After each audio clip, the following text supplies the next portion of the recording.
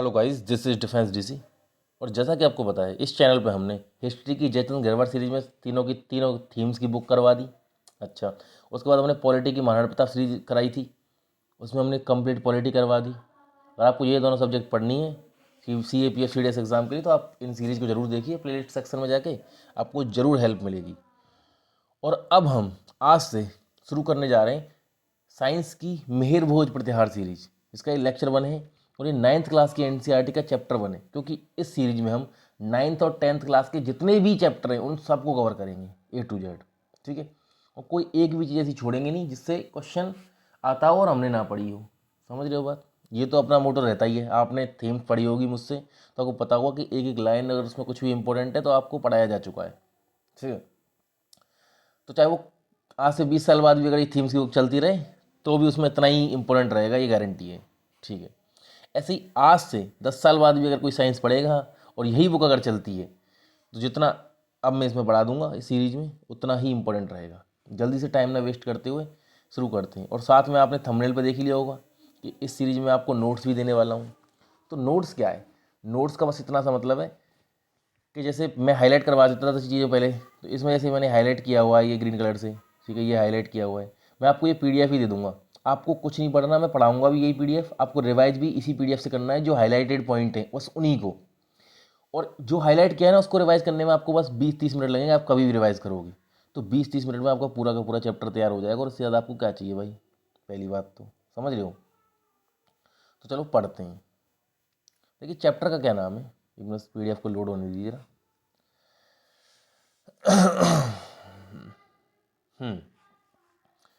Chapter का जो नाम है वो है मैटर इन अवर सराउंडिंग। देखिए मैटर क्या होता है? मैटर की सिंपल सी डेफिनेशन मैं आपको बताता हूँ। इस यूनिवर्स की कोई भी चीज which occupies some space and have some mass. समझ रहे बात? कोई भी चीज़ें जिनका कुछ ना कुछ स्पेस है या उनके पास कुछ ना कुछ वजन है, समझ रहे, वो मैटर कहलाती हैं। मतलब जगह भी घेरती हो कुछ ना कुछ और उनका कुछ ना कुछ वजन भी हो।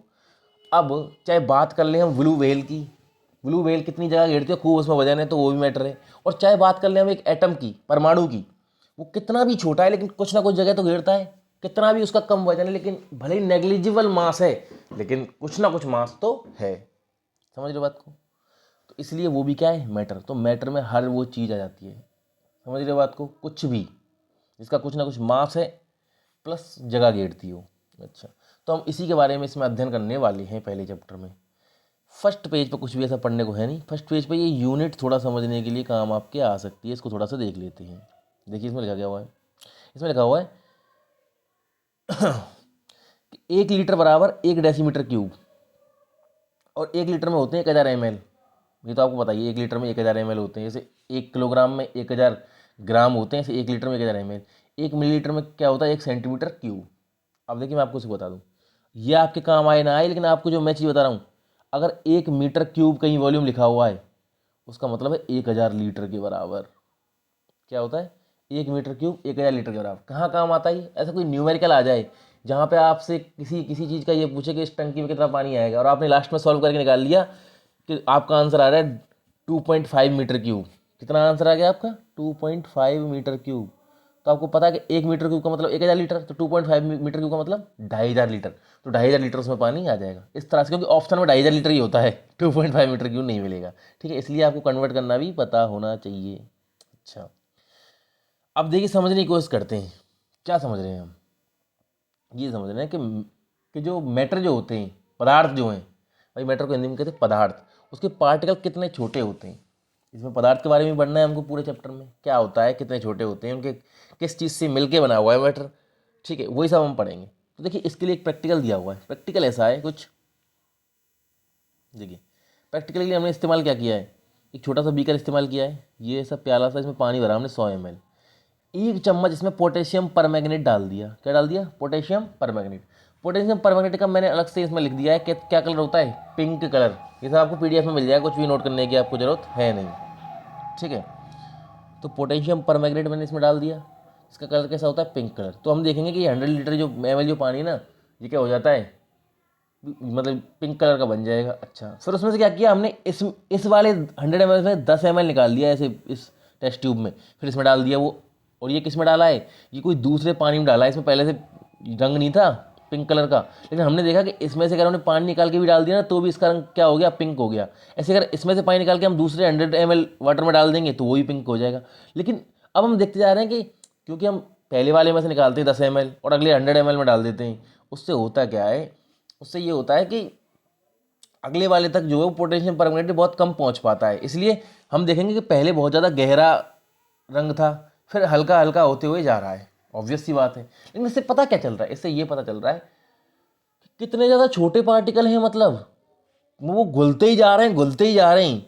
उसमें से निकालते हैं तो अगले में घुल जाते हैं और दूर दूर हो जाते हैं, उसमें से निकाल के अगले में, मतलब छोटे से परमैंगनेट, पोटेशियम परमैंगनेट के टुकड़े से एक बहुत बड़ा पानी पिंक किया जा सकता है।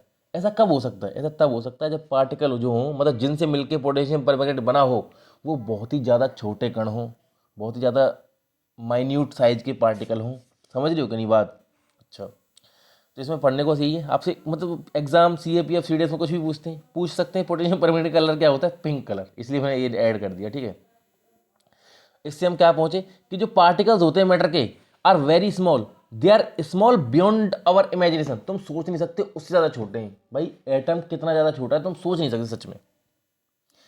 तो इसलिए कोई मैटर चाहे तुम्हें कितना ही बड़ा दिख रहा है, उसके जो जिन पार्टिकल से वो मिलके बना है वो इतने छोटे हैं कि तुम सोच तक नहीं सकते, थोड़ी सोच से भी छोटे। ओके तो तुम्हारी सोच तो बहुत बड़ी है, लेकिन तुम जो सोच सकते हो उस अमाउंट से ज़्यादा छोटे। ओके, अब बात करें अब हमको लगता होगा कि नहीं भाई ये कोई एक चीनी का टुकड़ा है, हम कहेंगे इसमें तो बिल्कुल जगह ही नहीं है, दिख तो नहीं रहा। या कोई ईंट है, ईंट का टुकड़ा है, हम देखेंगे चलो ईंट है तो फिर भी छोटे छोटे छिद्र दिख रहे हैं। कोई ऐसी चीज़ समझो जिसमें तुम्हें लगता है कि बिल्कुल भी कोई जगह नहीं है उसमें, उसमें तो पानी पार नहीं होता है, छेद नहीं है बिल्कुल भी। लेकिन इतना बात समझ लीजिए, दुनिया कोई भी मैटर हो, उसके पार्टिकल के बीच में इनफ स्पेस हमेशा होता है, स्पेस तो रहता ही है। तो इसका क्या मतलब है, अगर तुम किसी को टच कर दो, जैसे रास्ते में अगर तुमसे किसी लड़की का हाथ टच हो जाए तो तुम्हें सॉरी बोलने की ज़रूरत नहीं है साइंस की दृष्टि से। कैसे? तुम दोनों का यूं करके हाथ टच हुआ, असली में तुम्हें लग तो रहा है टच हुआ, लेकिन जब तुम बड़ा करके देखोगे तुम्हें पाएगा, तुम ये पाओगे उसका हाथ प्लस उसका हाथ काफ़ी स्पेस है, क्योंकि दो एटम कभी टच हो ही नहीं सकते बिल्कुल टच नहीं हो सकते, हमेशा उनके बीच कुछ ना कुछ स्पेस रहता है। तो ये तो हो गई एक मजाक की बात। लेकिन कोई भी दुनिया की चीज़, चाहे सॉल्ट हो, डिटॉल हो, शुगर हो, हर चीज़ के जो पार्टिकल है उनमें कुछ ना कुछ स्पेस होता है। तो कोई पार्टिकल होता है वो इस तरह से बना होता है सॉलिड, यूं करके यूं करके, तो ये जो स्पेस है ना बीच में, ये हमेशा रहता है यूं यूं। उसकी उसके पार्टिकल हैं, मतलब एटम, बहुत सारे एटम मतलब परमाणु, उनसे मिलके बना हुआ है। अब देखिए अगर माइक्रोस्कोप से इसको देखेंगे तो इसमें हमें बहुत सारा स्पेस दिखाई देगा। अगला पॉइंट है particles of matter are continuously moving. सबसे इंपॉर्टेंट पॉइंट देखिए, चाहे सॉलिड पार्टिकल हो, लिक्विड हो, चाहे गैस पार्टिकल हो, मतलब जो मैटर हो वो चाहे सॉलिड फॉर्म में हो, गैसेस फॉर्म में हो या लिक्विड फॉर्म में हो, उन सब के पार्टिकल लगातार मूव कर रहे हैं। अब तुम कहोगे नहीं यार सॉलिड तो वहीं के वहीं रहता है, चलो पानी का समझ सकते हैं, इधर इधर डाला तो वहाँ से वहाँ फैल के चला जाएगा, तो समझ भी आता है कि हाँ पार्टिकल मूव कर रहे हैं। या पानी में तुम हाथ डाल रहे हो तो पानी हट जाता है इधर उधर, तो समझ भी आता है कि हाँ, लेकिन लोहा वो तो हट नहीं रहा। देखिए ऐसा हो सकता है कि वो मूव बहुत कम कर रहे हों, लेकिन मूव जरूर कर रहे हैं। दुनिया कोई भी टफ पार्टिकल हो उसके बीच में स्पेस है और वो पार्टिकल जरूर मूव कर रहे हैं। अच्छा, क्यों मूव कर रहे हैं उसके बारे में थोड़ा सा ध्यान देंगे। पार्टिकल ऑफ मैटर जो है वो कंटिन्यूसली मूव करते हैं, इसलिए उनके पास काइनेटिक एनर्जी होती है, गतिज ऊर्जा। भाई दुनिया कोई भी चीज़ जो मूव कर रही है उसके पास गतिज ऊर्जा होगी। फॉर्मूला क्या है काइनेटिक एनर्जी का? 1/2 mv²।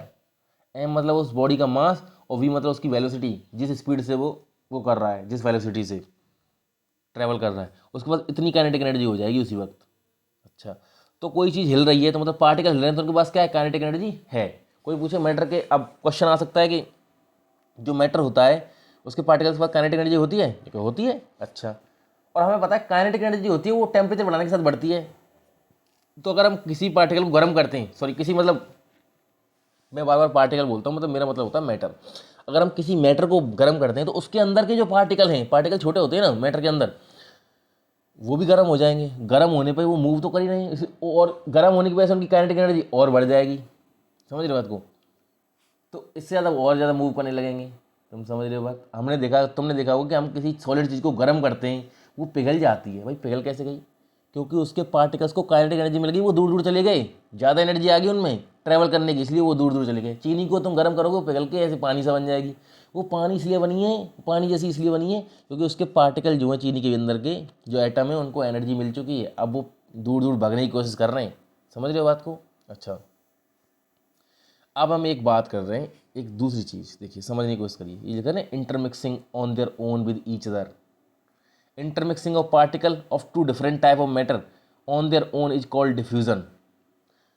On heating diffusion become faster. ये बेटा समझना बहुत जरूरी है क्योंकि डिफ्यूजन के ऊपर ना बहुत बार क्वेश्चन पूछा गया और आगे भी पूछा जाएगा।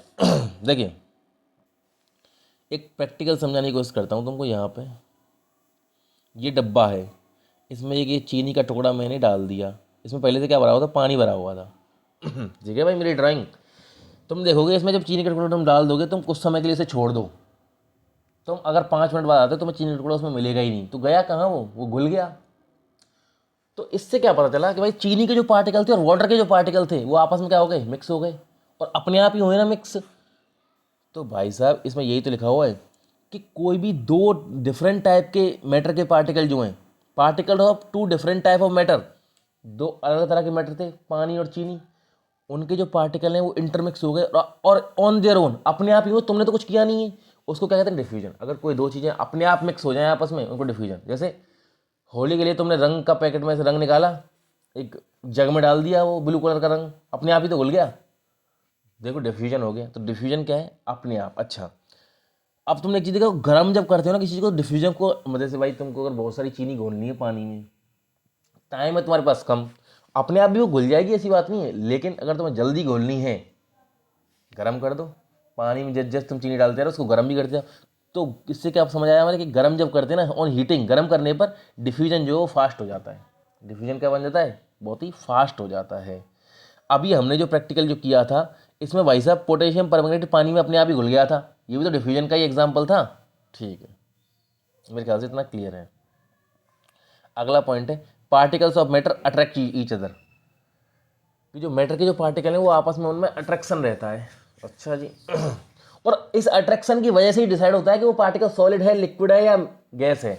जैसे अगर किसी मैटर के ये पार्टिकल हैं वो बहुत ज़्यादा पास में जुड़े हुए हैं, और उनके बीच में जो अट्रैक्शन का जो फोर्स है वो बहुत ज़्यादा है, तो वो पार्टिकल क्या हो जाएगा? सॉलिड। और कोई पार्टिकल है जो थोड़े थोड़े दूर हैं, उनके बीच में जो फोर्स है वो कम है, तो ये क्या है? लिक्विड। और भाई साहब एक मैटर है जिसमें दूर दूर भगे घूम रहे हैं ये पार्टिकल इधर से उधर, वो गैस ही है, आप समझ गए। तो जितना उनके बीच में अट्रैक्शन का फोर्स होगा, पार्टिकल जितने जुड़े रहेंगे भाई, उनके बीच में जितना अगर अट्रैक्शन का फोर्स होगा, आकर्षण बल, उतना वो जुड़े रहेंगे। उसी से पता चलेगा कि वो सॉलिड रहेंगे, लिक्विड रहेंगे या गैस रहेंगे। तो ये बहुत ही कॉमन सेंस की चीज़ें हैं, इसमें ऐसा कुछ है नहीं, मतलब मैं कुछ समझा भी रहा हूँ। पर देखिए समझने की कोशिश करते हैं कुछ दो चार चीज़ें। भाई पार्टिकल्स ऑफ जो मैटर है, मैंने वही समझाया कि have force acting between them, उनके बीच, मतलब जो कोई मैटर होता है उसके अंदर के जो पार्टिकल, उनके बीच में फोर्स होता ही है। अच्छा, ये जो फोर्स जो होता है उन पार्टिकल्स को क्या रखता है? साथ रखने का काम करता है। भाई तुमने पानी रख दिया एक बाल्टी में, अपने आप उड़ के थोड़ी निकल रहा है, क्यों जुड़ा हुआ है वो पानी आपस में? तो उनके जो पार्टिकल हैं, पानी के सारे पार्टिकल, उनके बीच में कुछ ना कुछ फोर्स है जो आपस में चिपके हुए हैं बेचारे। ओके, तो the strength of this force attraction varies from one kind of matter to another. अब ये फोर्स कितना ज़्यादा होगा वो डिपेंड करेगा अलग अलग तरह के मैटर में। लोहे के बीच में फोर्स बहुत ज़्यादा, लोहा बहुत टाइट है। पानी भाई कैसा है कि पानी के अंदर तुम हाथ डालोगे तो हाथ आराम से चला जाता है, क्योंकि उनके बीच में अट्रैक्शन का फोर्स इतना ज़्यादा नहीं। लेकिन लोहे के बीच में तुम हाथ डालो, तुम्हारा हाथ ही भले टूट जाए, लोहा तो नहीं अलग अलग हटेगा। लोहे के पार्टिकल अलग हट सकते हैं क्या? अच्छा, और ऐसे तुम अगर हवा में हाथ चलाते हो तो आराम से हट जाते हैं। नहीं समझे क्या बात?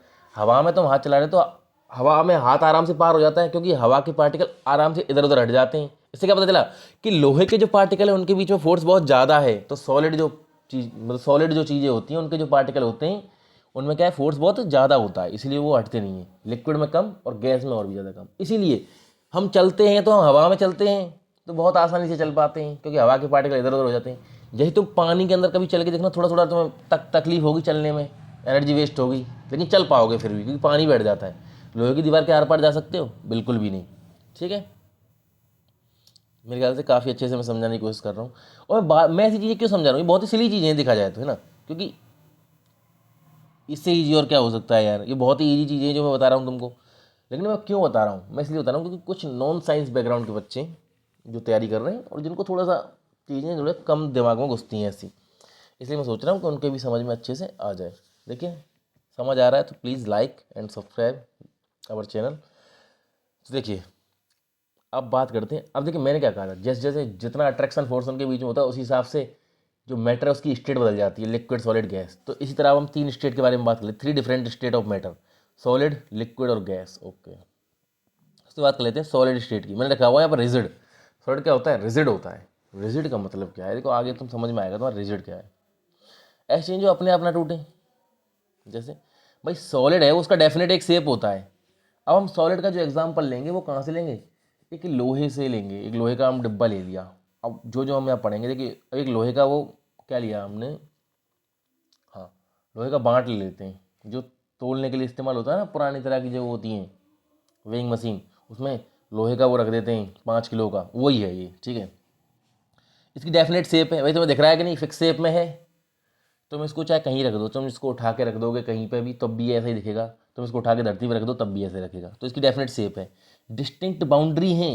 डिस्टिंक्ट बाउंड्री का क्या मतलब है? देखिए ये सब चीज़ें ना, बात ये है कि ये तुम्हारे तब समझ आएंगे जब अभी हम लिक्विड बढ़ेंगे ना, तब तुम्हारा देखोगे कि ना तो उसकी डेफिनेट शेप है ना उसकी डिस्टिंक्ट बाउंड्री है। कैसे? भाई एक पानी जो है उसे तुम जग में डालोगे वो जग के साइज का हो जाएगा, तुम भगोने में डालोगे भगोने का साइज ले लेगा। तो इसलिए उसकी शेप तो फिक्स नहीं है। अगर उसकी बाउंड्री फिक्स होती, बाउंड्री मतलब जैसे लोहे का ये बांट है, ये वैसे इधर से इधर भाग नहीं सकता, ये यहीं यहीं तक रहेगा, ये इसकी बाउंड्री है। लेकिन पानी तो इधर उधर फैलने की कोशिश करता रहता है हमेशा, तो ना लिक्विड ही क्या है, बाउंड्री भी नहीं होती। और फिक्स्ड वॉल्यूम है कि भाई साहब वॉल्यूम का मतलब क्या है? ये जितनी जगह घेरेगा ना हमेशा उतनी ही जगह घेरेगा। वॉल्यूम मतलब जगह घेरना, इतना समझ लो। तो वो तो लिक्विड के केस में भी उतना ही है। पानी को चाहे कहीं भी रखो तो जगह तो उतनी ही घेरेगा। भले ही हो सकता है तुमने फैला दिया तो जमीन में फ्लैट हो जाए वो पानी, लेकिन वो जिसने जितनी जो टोटल जगह घेरी हुई है ना वो उतनी ही है। तो वॉल्यूम तो लिक्विड का भी फिक्स होता है। देखिए प्रैक्टिकली समझने की कोशिश करी चीज़ों को, तो इसलिए आपको रटना नहीं पड़ेगा कभी भी। मेरे ख्याल से आप समझ रहे हो बात को। नेग्लिजिबल कंप्रेसिबिलिटी होती है। अभी हम किसके बारे में पढ़ रहे हैं? सॉलिड के बारे में पढ़ रहे हैं बेटा, ये याद रखना है ना। ये जो आर्टिकल है ये सॉलिड का ही तो है, चल रहा है। क्या लिखा हुआ? नेग्लिजिबल कंप्रेसिबिलिटी होती है। नेग्लिजिबल कंप्रेसिबिलिटी का मतलब क्या है? कि बिल्कुल भी दबाया नहीं जा सकता। लोहे का वो है, तुम उसको दबाने की कोशिश कर लेना तो कितना दबेगा वो देख लेते हैं हम। मतलब दबता नहीं है। अगर तुम बहुत प्रेशर लगाओगे तब भी जाए, लेकिन बहुत प्रेशर होता है तुम्हारे हाथ से तो कभी नहीं दबना। कोई बहुत मशीन का इस्तेमाल करो। बेसिकली नेग्लिजिबल कंप्रेसिबिलिटी होती है, जो दबने के जो वो है ना वो सिस्टम वो होता ही नहीं है। Tendency to maintain their shape when subjected to outside force. जब कोई बाहर से हम बल लगाते हैं तो पूरी कोशिश करता है कि अपनी शेप में बना रहा हूँ। तुम कितना भी मोड़ने की कोशिश करना कोई ठोस चीज़ को, सॉलिड चीज़ को, वो देखना वो कितना रेजिस्टेंस दिखाएगी। तो इससे क्या पता चल रहा है कि वो रेजिस्टेंस दिखा रही है जितना उसी शेप में बने रहने के लिए। वो कह रही है कि भाई बस मेरा शेप ऐसा कैसा ही बने रहने दो, मुझे मत चेंज करो। इसलिए तो उसमें तुम्हें दिक्कत हो रही ज़्यादा। अच्छा, लेकिन अगर तुम ज़्यादा फोर्स लगाओगे तो ज़्यादा फोर्स लगाने पर वो टूट जाते हैं। शेप नहीं बदलते। जैसे तुमने कुछ किया, तुम किसी सॉलिड चीज़ को मोड़ने की कोशिश कर रहे हो, मुड़ेगी नहीं बट टूट जाएगी बीच में से। अच्छा, लेकिन उनकी शेप को डिफ़िकल्ट मतलब चेंज करना बहुत मुश्किल है, इसलिए वो रिजिड है। तो रिजिड का मतलब क्या है? रिजिड का मतलब उनकी शेप चेंज ना हो, ज़्यादा कोशिश करो तो टूट ही जाए भले ही। रिजिड का मतलब हिंदी में बोलते हैं भंगुर। मतलब क्या है? जैसे एक एग्जांपल देता हूँ। हाँ, रिजिड का मतलब मैं समझाता हूँ।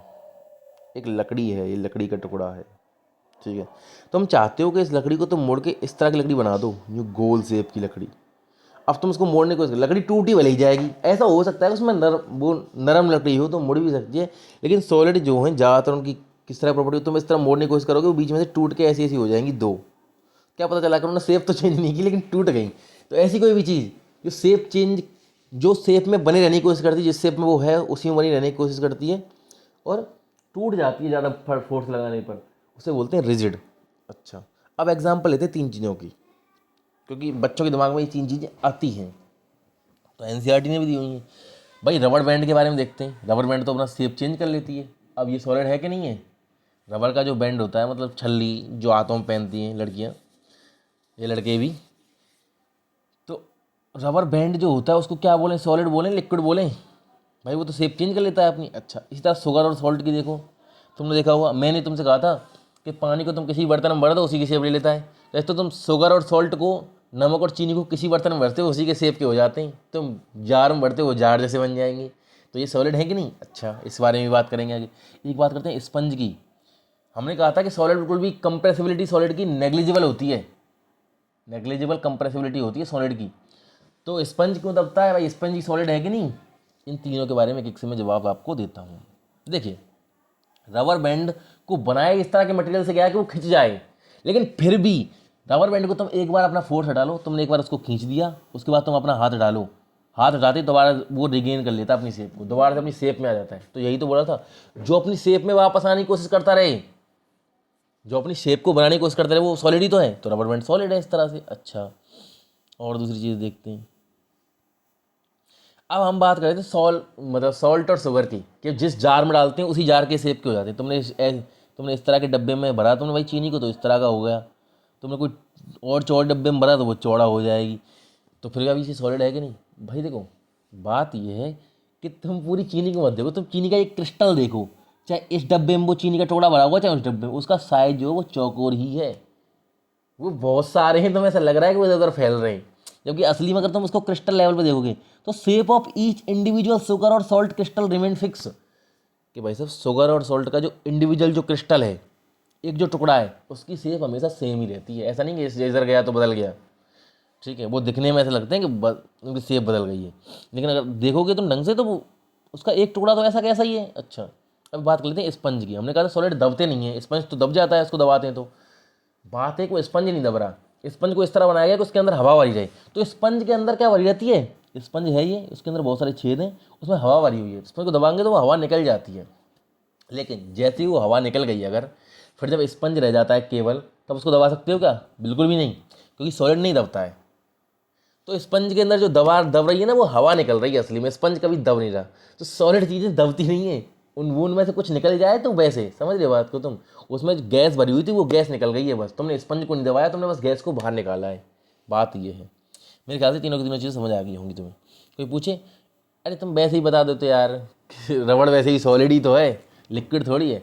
अच्छा, लेकिन फिर भी इसने एग्जाम्पल दिए हुए हैं। अच्छा, हमने पढ़ लिया सॉलिड स्टेट को। अब इसमें क्या, लिक्विड स्टेट में तुमको साथ के साथ कंपैरिजन कर रहा था वैसे तुम पानी से, खैर तुमने इसको भी समझ लिया। तो जिस तरह मैं सॉलिड को बोला था रिजिड, लिक्विड को बोलता हूँ फ्लूइड। अच्छा जी, देखते हैं क्या होता है फ्लूइड।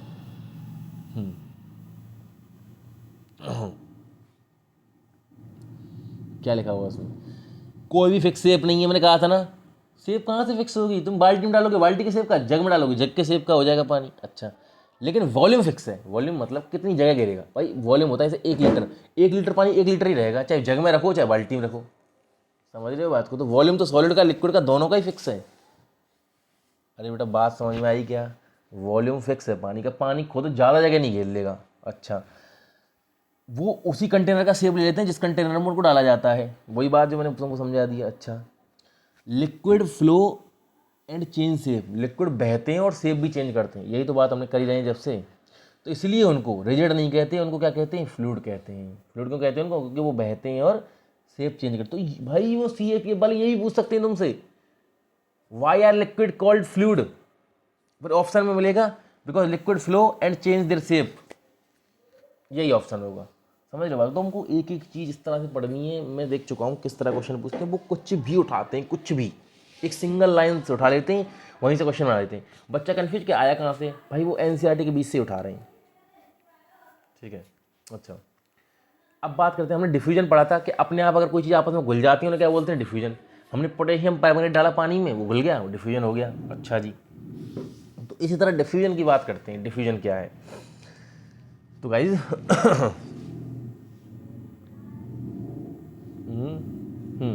तो देखिए, अब एक एग्जांपल लेते हैं हम साथ में, तीन चीज़ों का। हम घोलने की कोशिश करते हैं दो सॉलिड को, अगर आपस में तुम घोलोगे, दो लोहे की चीज़ें रख दी आपस में, क्या वो आपस में घुल सकती हैं? नहीं। तो डिफ्यूजन सबसे कम कहाँ होता है? सॉलिड में होता है। अच्छा, दो अलग अलग तरह की कोई चीज़ें हैं, जैसे जैसे जैसे हाँ, जैसे जैसे शरबत जो है, शरबत गाढ़ा होता है लेकिन लिक्विड ही होता है, उसको पानी में मिलाते हैं तो बहुत आराम से घुल जाता है अपने आप ही, पूरा का पूरा रेड बना देगा उसको। तो लिक्विड आसानी से घुल जाते हैं। अच्छा, लिक्विड आसानी से घुल रहे हैं, तो लिक्विडों में डिफ्यूजन क्या है? थोड़ा सा फास्ट है सॉलिड के मुकाबले। ठीक है, लेकिन दो गैस की बात करें, तुम यहाँ पे कोई गैस, मतलब जैसे क्या बोलूँ, गैस कौन सी, कोई भी गैस, तुम यहाँ मतलब जैसे फूंक मारा ना तुमने, ऐसे ऐसे करके हमने बहुत फूंक मार दी, ये फूंक के जो कण है पता नहीं कहाँ पहुँच चुके इतनी सी देर में, तो बहुत जल्दी घुलते हैं। तो गैस सबसे जल्दी डिफ्यूजन होता है गैसों में। अच्छा, एक डिफ्यूजन अलग तरह का भी है, किसी सॉलिड को अगर लिक्विड में घोले वो भी खूब जल्दी घुल जाता है। जैसे अभी पोटेशियम परमैंगनेट मैग्नेट जो था, पोटेशियम परमैंगनेट को हमने घोला था कि नहीं पानी में, तो पोटेशियम परमैंगनेट तो सॉलिड था, ठोस था ना, वो तो पाउडर आता है उसका, तो वो गीला थोड़ी है कोई, मतलब लिक्विड थोड़ी है। उसको हमने पानी में घोला, तो सॉलिड को लिक्विड में घोल रहे हैं, उसमें भी डिफ्यूजन हो जाता है, लेकिन सॉलिड सॉलिड आपस में कम ही डिफ्यूजन करते हैं। सबसे कम सॉलिड सॉलिड में, उससे ज़्यादा सॉलिड लिक्विड में, फिर लिक्विड लिक्विड में आपस में घुल जाते हैं, फिर गैस गैस में। मेरे ख्याल से ये बहुत अच्छे से समझ आ चुकी है आपके बात। नहीं समझ आई तो दोबारा सुनिए बेटा मैंने कुछ बताया बहुत इंपॉर्टेंट। तो डिफ्यूजन वाला तो मैंने आपके लिए पूरा तरह ये क्लियर मैंने कर दिया है। जैसे गैस जो होती है ऑक्सीजन कार्बन डाइऑक्साइड आराम से घुल जाती हैं, ठीक है, और घुल जाती हैं। अब देखिए गैस लिक्विड में भी घुलती हैं, कैसे? मैंने देखो क्या बोला, गैस लिक्विड, मैंने सॉलिड लिक्विड में घोला, समझ आता है कि चीनी को पानी में घोला, समझ आ गया, सॉलिड लिक्विड में घुल गया, डिफ्यूजन हो गया। गैस भी लिक्विड में घुल जाती हैं। ये लिक्विड बड़ा तगड़ा आदमी है भाई, गैस को भी घोल रहा है। कैसे? आपने देखा होगा कभी आप पानी उबालना, पानी जब उबालते हो तो कितनी बबूले से बाहर निकलते हैं गैस। वो गैस आई कहाँ से उसमें? भाई वो पहले से घुली हुई थी, और कितनी देर तक निकलती है, इसका मतलब पानी में कितनी गैस पहले से घुली हुई है। और इसी गैस का इस्तेमाल करते हुए जो मछलियां हैं वो सांस लेती हैं। जो पानी के अंदर जो घुली हुई गैस है ना, उसी को मछलियां लेती हैं। ओके, तो जो एक्वेटिक जो एनिमल होते हैं वो पानी के अंदर सांस ले पाते हैं इसी डिजॉल्व्ड ऑक्सीजन की वजह से। डिजॉल्व मतलब घुली हुई ऑक्सीजन जो पानी में होती है, इसी की वजह से। तो ये क्लियर कट बात समझ आ गई आपकी। अच्छा, और क्या बचा बेटा? जैसे क्या समझाया, सॉलिड लिक्विड और गैस तीनों की तीनों चीज़ें जो है लिक्विड में घुल सकती है। भाई सॉलिड सॉलिड भी घुल सकता है, चीनी को भी पानी में घोल लेते हैं, लिक्विड लिक्विड में घुल जाएगा, रुआबजा लिक्विड में घुली जाएगा, एग्जाम्पल दे रहा हूँ साथ में, और गैस लिक्विड में घुली जाती है, उसका एग्जाम्पल दे दिया। लेकिन रेट ऑफ डिफ्यूजन जो है, डिफ्यूजन की जो रेट है वो सबसे फास्ट किस में होती है? गैसों में होती है, दूसरे में लिक्विड में, फिर सॉलिड में। सबसे कम तो सॉलिड ही आपस में घुलते हैं, तो सबसे कम जो डिफ्यूजन है वो सॉलिड में होता है। ये क्लियर कट सी बात है। अब लास्ट में हम पढ़ लेते हैं तीसरी स्टेट, मतलब गैसियस स्टेट, गैस अवस्था। अच्छा जी, क्या पढ़ते हैं गैस के बारे में? इधर आते हैं, इधर तो कुछ नहीं है। तो आप देख रहे हो मैं आपको हाईलाइटेड पॉइंट बढ़ा रहा हूँ, क्योंकि पहले मैंने खुद ही पढ़ रखा है, तो आपके लिए बस आपका काम पूरा का पूरा आसान हो गया। जो आपको रामायण बोले जा रहे हैं उसको सुनिए, उसको रिवाइज करिए, और आप बिल्कुल गुड टू गो हो जाएंगे किसी भी एग्ज़ाम के लिए जिसमें यहाँ से साइंस आती है। गैस के बारे में, गैसेज आर हाईली, सबसे ज़्यादा दबाया तो गैसों को जाता है। कैसे? आपने देखा होगा एलपीजी जो आती है, लिक्विफाइड पेट्रोलियम गैस, एलपीजी गीली आती है। अब कोई भी गैस ऐसे पानी की तरह आ सकती है क्योंकि उसको कंप्रेस किया जा चुका है, ठीक है। अच्छा, एक आती है ड्राई आइस, CO2 को जब हम दबा देते हैं, CO2 कार्बन डाइऑक्साइड जो गैस है उसको दबा देते हैं तो वो सूखी बर्फ़ बना देती है। बताओ सॉलिड इतना दब जाती है कि सॉलिड, सबसे ज़्यादा जो कंप्रेसिबल होते हैं दबने लायक वो गैस ही होती हैं। गैस को सबसे ज़्यादा दबाया जा सकता है। कंप्रेस्ड नेचुरल गैस CNG हम डलवाते हैं, वो कंप्रेस्ड नेचुरल गैस ही तो है। अच्छा, हॉस्पिटल में जो ऑक्सीजन सप्लाई की जाती है उस सिलेंडर में भर के, वो पानी, वो मतलब ऑक्सीजन लिक्विड फॉर्म में होती है। कैसे होती है लिक्विड फॉर्म में? क्योंकि उसको बहुत ही प्रेशर लगा के उसको दबा के पानी बना दिया गया है। तो इससे क्या समझ आ गया? और सुनो, और गैस के बारे में पढ़ते हैं कुछ। भाई गैस के जो पार्टिकल हैं उनमें उनमें भयंकर स्पीड होती है। गैस के पार्टिकल इधर से उधर भगते ही रहते हैं। गैस दूर दूर तो होती है, आप देखेंगे हवा में हम चलते हैं, हम चल रहे हैं तो आसपास हमारी हवा है कि नहीं? तुम चलते जा रहे हो, हवा के पार्टिकल इधर उधर होते जा रहे हैं, बहुत स्पीड से इधर उधर होते हैं, पता भी नहीं चलता। अच्छा, उनके बीच में बहुत बड़ा बड़ा क्या होता है? Space, large space between them. अच्छा, और गैसेस जो हैं वो डिफ्यूजन की प्रॉपर्टी सबसे फास्ट दिखाती है, मैंने आपको बता ही दिया। एक गैस दूसरे गैस में बहुत जल्दी घुल जाती है, समझ रहा हो? कहीं पर कोई जहरीली गैस फैल जाए कितना जल्दी फैलती है। उसको देखा भी नहीं जा सकता, रोक भी नहीं सकते। लिक्विड लिक्विड को तो देख तो सकते हैं कि हाँ ये है। अच्छा, अब बात करते हैं, एक होता है गैस का प्रेशर। गैस का प्रेशर होता क्या है एक्चुअली? जैसे किसी गुब्बारे में गैस भरी हुई है, तो गुब्बारे की दीवारों पर जो गैस दबाव लगा रही है, तभी तो वो फूल के ऐसा मोटा सा हो गया है। तो गैस क्या कुछ ना कुछ प्रेशर एक्सर्ट कर रही है उसके ऊपर। तो गैस जो है किसी भी कंटेनर में है या कहीं भी भरी हुई है, तो उसकी वॉल्स पे, कंटेनर की जो वॉल्स पे जो गैस जो प्रेशर लगाती है ना, वही गैस का क्या है? प्रेशर। अब हम देखो तीनों की तीनों अवस्थाओं को देख लेते हैं। एक सॉलिड है, ये क्या है? सॉलिड। इसके बीच में क्या है? चीनी भरी हुई है इस प्लेट में। उस चीनी को अगर हमने देखा बड़ा करके तो हमने देखा कि चीनी के दाने इस तरह के हैं। चीनी के दाने के अंदर जो पार्टिकल हैं वो इस तरह जमे हुए हैं। कि बिल्कुल सेप में, ब्लैक एंड व्हाइट के बीच में भी क्या है, स्पेस है। अच्छा, फिर बात करते हैं हम लिक्विड की। हमने पानी को देखा माइक्रोस्कोप से, हमने देखा वो कोई फिक्स ऑर्डर में नहीं है, लेकिन वो काफ़ी ज़्यादा मूव कर रहे हैं सॉलिड के मुकाबले, इससे ज़्यादा फ्री हैं। लेकिन जब बलून के अंदर की हमने गैस को देखा तो हमने पाया कि बिल्कुल ही दूर दूर है, वो तो कहीं इधर से उधर भाग रहे हैं। तो मेरे ख्याल से मैंने जो आपको रामायण इतनी देर से सुनाई है वो आपके समझ में आ गई होगी थोड़ी बहुत। तो अगले पेज पे आ जाते हैं बेटा, ठीक है। ये यहाँ पे हमने कर दिया ख़त्म इसको, तो ये वाली रामायण। अब यहाँ इससे आगे पढ़ते हैं। अब बात कर लेते हैं, क्या मैटर अपनी स्टेट चेंज कर सकते हैं? मतलब कोई चीज़ पहले सॉलिड है फिर लिक्विड हो जाए, या लिक्विड है फिर सॉलिड हो जाए? बिल्कुल हो जाए, क्यों नहीं हो सकती भाई। हमने कहा था हम चीनी गर्म करते हैं वो अपने आप पिघल जाती है, पिघलती है कि नहीं? अच्छा जी। और हमने सीएनजी और एलपीजी का उदाहरण देखा। गैस जो वो सिलेंडर में भर के आती है, लिक्विड फॉर्म में होती है, कहाँ से लिक्विड बन गई, जबकि वो है तो गैस ही। उसको तो बाद में भी गैस बोल रहे हैं हम। कंप्रेस्ड नेचुरल गैस, उसको कंप्रेस किया है, मतलब किसी चीज़ को दबा रहे हैं गैस को तो वो लिक्विड बन रही है। तो अब इसी चीज़ को समझने की कोशिश करते हैं कि स्टेट बिल्कुल चेंज होती है, पर किस तरह से होती है चेंज एक चीज़ की स्टेट दूसरी स्टेट में। इस पेज पर काफ़ी कुछ है पढ़ने को, तो बेटा गेट रेडी। तो देखिए बात ये है, एग्जाम्पल देते हैं कि हम चीनी का एग्जाम्पल लेते हैं। हम चीनी को गर्म किया, गर्म करने पर वो पिघल गई, वो लिक्विड बन गई। पहले सॉलिड थी, फिर क्या बन गई, लिक्विड। कैसे बन गई? ऑन इंक्रीजिंग द टेम्परेचर बढ़ाने पर सॉलिड का होता क्या है कि जो पार्टिकल्स की जो काइनेटिक एनर्जी है वो बढ़ जाती है। मैंने कहा था ना, वो पार्टिकल तो पहले से मूव कर रहे हैं, टेम्परेचर बढ़ा दिया तो काइनेटिक एनर्जी को और ऊर्जा मिल गई, तो वो और तेज तेज इधर उधर, तो वो क्या है, ज़्यादा स्पीड से वाइब्रेट करने लगते हैं इधर उधर। वाइब्रेट मतलब जो पार्टिकल यूं यूं यूं घूम ही रहा है लगातार, ज़्यादा स्पीड आ गई उनमें। अच्छा, ज़्यादा फ्रीली घूमने लगते हैं, मूविंग मोर फ्रीली। और यही तो लिक्विड की पहचान है, जैसे पार्टिकल ज़्यादा घूमने लग जाएगा वो लिक्विड दिखने लग जाएगा। तो इसी वजह से वो कन्वर्टेड हो जाते हैं किसमें, लिक्विड में। बताओ कितनी सिंपल सी बात है ये तो। किसी जो गर्म किया उसके पार्टिकल्स को मिल गई एनर्जी, वो ज़्यादा फ्रीली घूमने लग गए। और पानी का यही तो गुण है कि वो ज़्यादा फ्रीली घूम रहा है, तो वो लिक्विड दिखने लगेगा तुम्हें। तुमने चीनी गर्म किया, वो लिक्विड से इसीलिए दिखने लगती है। अच्छा जी, तो क्या बोला कि ये मिनिमम टेम्परेचर जो रिक्वायर्ड है सॉलिड को पिघलाने के लिए, मतलब लिक्विड बनाने के लिए, at the atmospheric pressure is called melting point. देखिए ये लिखा हो ना, अब तुम कंफ्यूज मत हो ये इस वर्ड से, एटमॉस्फेरिक प्रेशर।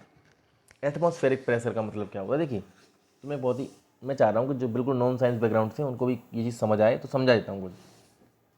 ये धरती है, हम धरती पर खड़ा हुआ कोई आदमी, हमें पता है कि धरती के चारों तरफ ये वातावरण है, हवा है, ये हवा है, इधर इधर ये बीच वाला अर्थ है, बाहर हमारी हवा है। ये कोई आदमी खड़ा हुआ है, इसके ऊपर जो जितना भी हवा है उसका प्रेशर कुछ ना कुछ पड़ रहा है ना। तो हम नॉर्मली कुछ भी कर रहे हैं तो हमारे ऊपर हवा का बहुत बड़ा प्रेशर है। बहुत सारी हवा हमारे सिर के ऊपर है ना, ऊपर आसमान तक जहाँ तक भी हवा है, तो उसी प्रेशर को क्या बोलते हैं, एटमॉस्फेरिक प्रेशर। तो कोई भी काम करते हैं तो एटमॉस्फेरिक प्रेशर में ही तो होता है, धरती के ऊपर। धरती पे तुम कुछ भी कर रहे हो तुम्हारे ऊपर प्रेशर तो है ही है हर चीज़ के ऊपर, तो उसी की बात कर रहे हैं। तो तुम इसका इतना ज़्यादा लोड मत लो इस वाली लाइन का। तो अब समझने की कोशिश करते हैं क्या बोला इसने। हमने बोला था कि हमने सॉलिड को पिघला के हम लिक्विड बना रहे थे, तो बस, तो वो मिनिमम टेम्परेचर जिस पर एक सॉलिड पिघल के लिक्विड बन जाता है एटमॉस्फेरिक प्रेशर के अंदर। एटमॉस्फेरिक प्रेशर तो धरती पर हर जगह लगेगा तुमको, तो कहीं मिला के धरती पे कहीं भी वो मिनिमम टेम्परेचर जिस पर सॉलिड पिघल के लिक्विड बन जाता है, मिनिमम कुछ ना, अरे भाई तुम चीनी गर्म करो, कोई ना कोई टेम्परेचर तो आएगा ना जिस पर करेगा, तो वो कम से कम टेम्परेचर उसके ऊपर तो बन ही जाएगा। उस वो सबसे मिनिमम टेम्परेचर है जहाँ जाके वो पिघल गया था। तो वो मिनिमम टेम्परेचर जिस पर एक सॉलिड लिक्विड बन जाता है उसको क्या बोलते हैं, मेल्टिंग पॉइंट। और ये मेल्टिंग पॉइंट मतलब गलनांक, गलने का बिंदु, नाम से ही समझ आ रहा है यार, मेल्टिंग पॉइंट, मेल्ट होने का पॉइंट। तो हर चीज़ का अलग अलग होता है। ये कैसे देखते हैं, तुम लोहे को भी पिघला सकते, तुमने देखा होगा ना, लोहे को पिघला के अलग अलग शेप में बनाया जाता है। ये अलग अलग 50 तरह की चीज़ें जो लोहे की बन रही है कहाँ से आ रही हैं, क्योंकि पहले लोहे को पिघलाया जाता है। लोहा पिघलता है बहुत ज़्यादा हाई टेम्परेचर पे, तो उसका मेल्टिंग पॉइंट हो गया बहुत हाई। अच्छा, लेकिन पिघलता लोहा भी है, देखो लोहा भी पिघल के लिक्विड बन जाता है, सोचो तुम। अच्छा, चीनी पिघल जाती है कम टेम्परेचर, चीनी का जो मेल्टिंग पॉइंट है वो कम है, समझ गए ना बात को। अच्छा, तो मेल्टिंग पॉइंट जो होता है एक सॉलिड का, वो इंडिकेशन होता है किस लिए, strength of the force of attraction between its particle. भाई किसी सॉलिड का मेल्टिंग पॉइंट उतना ही ज़्यादा होगा जितने उसके पार्टिकल्स के बीच में जितनी स्ट्रेंथ होगी। भाई लोहे के पार्टिकल ज़्यादा मजबूती से जुड़े हुए हैं, इसलिए उसको तोड़ने के लिए ज़्यादा एनर्जी की जरूरत है, इसलिए उसका मेल्टिंग पॉइंट बहुत हाई है। मेरे ख्याल समझ रहे हो तुम बात को। और अगर किसी चीज़ के पार्टिकल बहुत ही कम फोर्स से जुड़े हुए हैं तो उसको तोड़ने के लिए भी कम एनर्जी की जरूरत होगी। जैसे चीनी है, आराम से पिघल जाती है कम टेम्परेचर पे। अच्छा, अब सबसे कम की बात करते हैं। Melting point of an ice कितना है? 273.15 केल्विन। किसी बर्फ़ को पिघलाने का बिंदु, बर्फ़ का मेल्टिंग पॉइंट, बर्फ़ पानी से वो कितने में बन जाती है? 0 डिग्री में बन जाती है, 0 डिग्री सेंटीग्रेड। 0 डिग्री को ही 273 केल्विन बोलते हैं। अच्छा, आपको सिखा देता हूँ यहाँ केल्विन को सेंटीग्रेड में कैसे बदलते हैं। हम बोलते हैं ना, हम बोलते हैं 0 डिग्री सेल्सियस, यहाँ लिखा हुआ है केल्विन में। तो पहली चीज़ तो आप इतना याद रख लीजिए कि टेम्परेचर की जो एसआई यूनिट है, हर चीज़ की एसआई यूनिट होती है ना, यूनिट टेम्परेचर को मापने के लिए किस यूनिट का इस्तेमाल करते हैं? वो केल्विन का इस्तेमाल होता है पूरे साइंस में। हम बोलने को नॉर्मल सेल्सियस का इस्तेमाल करते हैं, लेकिन एसआई यूनिट तो भाई साहब वही है, स्टैंडर्ड यूनिट केल्विन। तो केल्विन और सेंटीग्रेड में आपस में रिलेशन क्या है? रिलेशन ये है, अगर कोई तुमको टेम्परेचर सेल्सियस में दिया हुआ है और उसमें तुम 273.15 जोड़ दोगे तो वो केल्विन में आ जाएगा। मतलब 0 डिग्री सेल्सियस अगर कुछ है, उसमें तुमने 273.15 जोड़ा, कितना हो जाएगा वो? 273। तो 0 डिग्री सेंटीग्रेड बराबर 273.15 केल्विन। अच्छा, 1 डिग्री सेल्सियस को अगर तुम्हें बदलना है, 1 डिग्री सेल्सियस में 273 जोड़ दो, 273.15 तो 274.15। तो 274.15 केल्विन किसके बराबर हो गया? 1 डिग्री सेल्सियस के। तो यहीं इसने यही तो बोला है कि आइस जो वो 273.15, मतलब उतना ही बढ़ा दो, इसी को बढ़ा दिया करो, सेल्सियस बदल। तो 0 डिग्री सेल्सियस पे मैं पता है कि भाई देखिए, तुम समझने की कोशिश करिए, अब ये बहुत गहरी बातें आने वाली हैं यहाँ पे बेटा। कैसे? जैसे बर्फ़ जो है, बर्फ़ है हमारे हाथ में, अभी टेम्परेचर 2-3 डिग्री माइनस में चल रहा है, तो बर्फ़ बढ़िया जमी हुई है। जैसे ही 0 डिग्री आएगा, बर्फ़ पिघलने वाली है जस्ट, और तुम थोड़ा सा भी हाई करोगे टेम्परेचर, बर्फ़ पिघल जाएगी, पानी बन जाएगी, बर्फ़ लिक्विड में बदल गई, सॉलिड। अच्छा, कितने टेम्परेचर बदल जाए? 273.15 केल्विन, मतलब 0 डिग्री सेल्सियस पे। जीरो भी टेम्परेचर हो रहा है, नेगेटिव में जाता है ना टेम्परेचर। तो अच्छा, हेलो। तो एक बात अगर करें, इससे एक चीज़ और क्लियर कर दूँ तुमको, तो सबसे ठंडा टेम्परेचर कितना हो सकता है? तुम सोचते थे जीरो सबसे ठंडा होता है, भाई जीरो नहीं। देखो सियाचिन में -40 में हमारे जवान लड़ रहे हैं, तो -40 है, लेकिन असली में बताऊँ 0 केल्विन होता है सबसे ठंडा। 0 केल्विन, देखिए 0 सेंटीग्रेड क्या है? 273 केल्विन के बराबर 0 सेंटीग्रेड है। केल्विन में तो 0 सेंटीग्रेड भी बहुत ज़्यादा है। तो जब तुम इसमें घटाते जाओगे ना, 0 केल्विन का मतलब कितना हो गया? माइनस का 273.15 सेल्सियस। अगर तुम्हें सेल्सियस में बताऊँ तो इतना है 0 केल्विन। यहाँ तक हो सकता है टेम्परेचर नेगेटिव। पृथ्वी पर तो इतना नेगेटिव है नहीं कहीं भी, अर्थ पे इतना नेगेटिव कहीं भी टेम्परेचर नहीं है। इसको बोलते हैं परम शून्य ताप हिंदी में। तो इंग्लिश का मुझे वर्ड याद नहीं आ रहा, ठीक है। इसको बोलते हैं परम शून्य ताप। चलो ये एक्स्ट्रा बातें बहुत हो गई, अब थोड़ा पढ़ने की बातें कर लेते हैं। तो देखिए, तुमको ना एक बहुत इंपॉर्टेंट चीज़ जो मैं यहाँ बताने वाला हूँ, जहाँ से हम बात अब स्टार्ट होने वाली है खतरनाक वाली। देखिए सुनना बेटा आप गौर से, बहुत इंपॉर्टेंट चीज़ आने वाली है।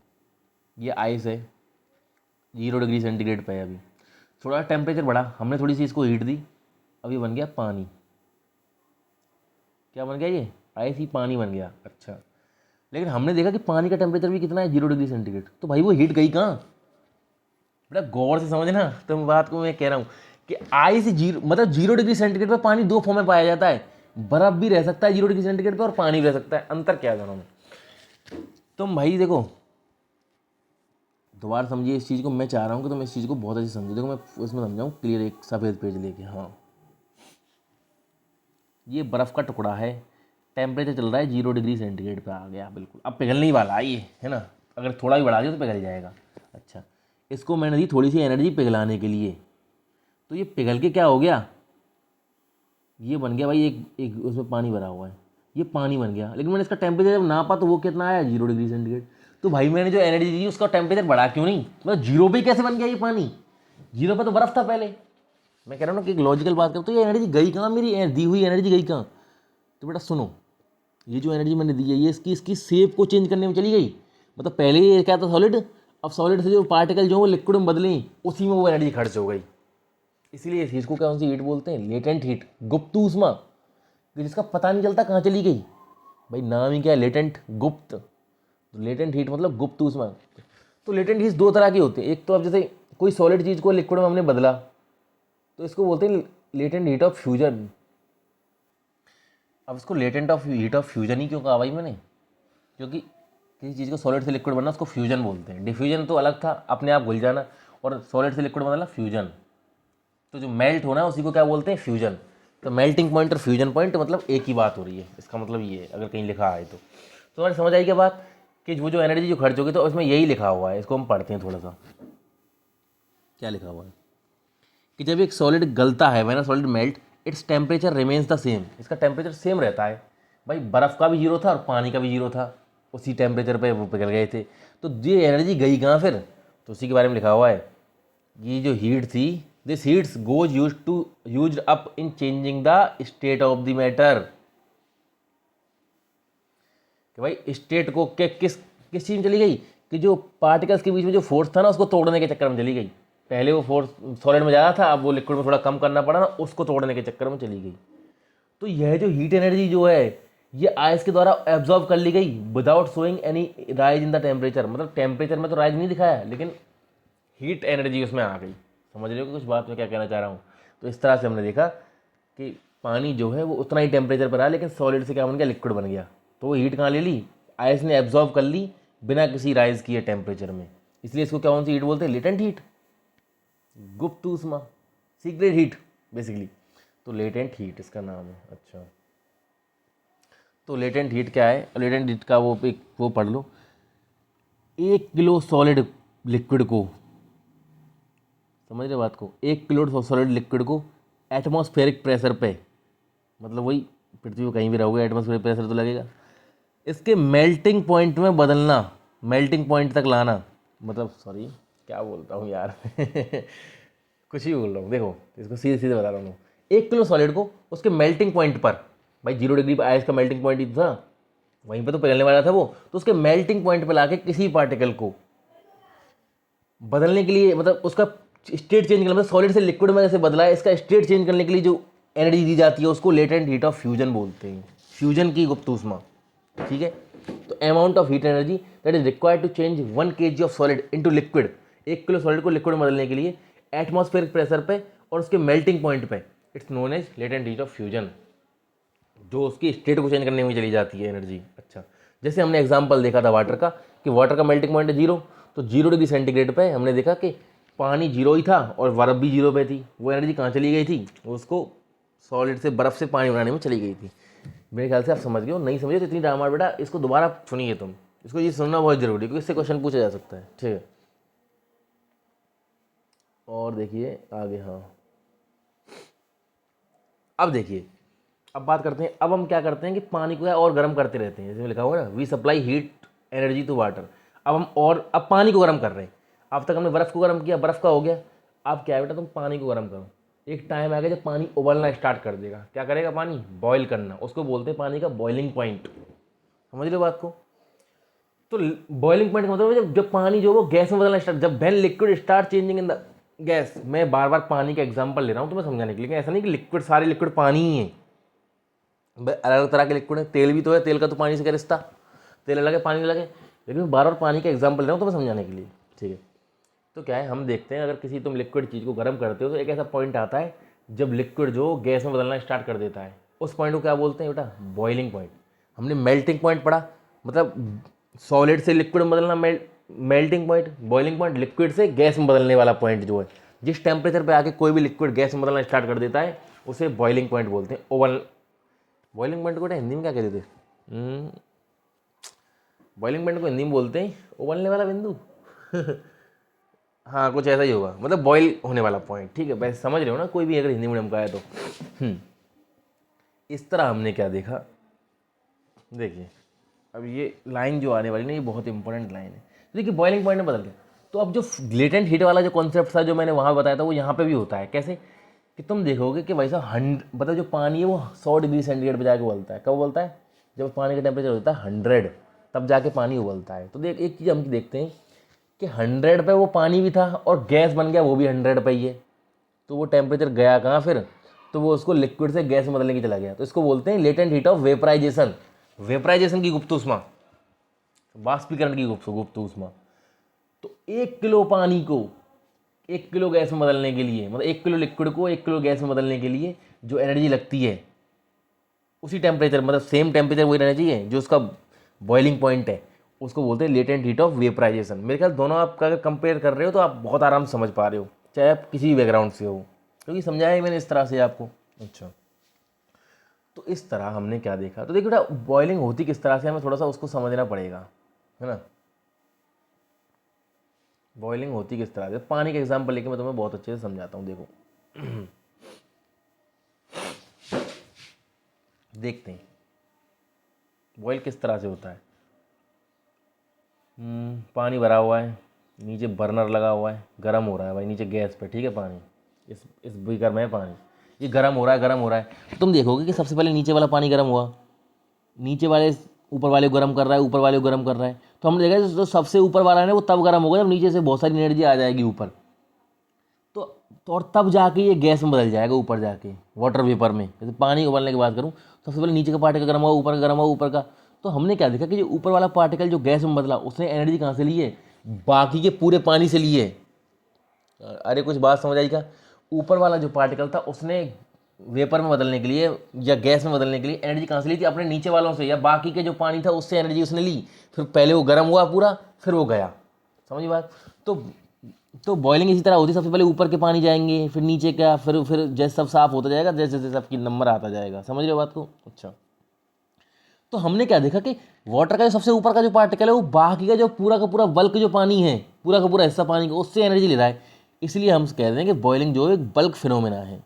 इसकी ज़रूरत क्यों पड़ गई, इसकी ज़रूरत थोड़ी आगे पड़ेगी तुमको चैप्टर में, इसलिए ये चैप्टर में लिखा हुआ है। कहाँ पे, ये रहा, boiling is a bulk phenomena. क्योंकि पार्टिकल जो होते हैं from the bulk liquid gains the energy to change water. मैंने जो बताया कि बाकी के जो लिक्विड था उससे वो एनर्जी लेते हैं। अच्छा, हमने देख लिया पानी कितने में उबलता है, 100 डिग्री सेंटीग्रेड पे, 100 डिग्री सेल्सियस पे पानी उबल जाता है। अच्छा, तो उस कितने केल्विन पे उबलता होगा, मेरे बोला 100 में क्या कर दो तुम, 273 ऐड कर दो तो 373 केल्विन पे।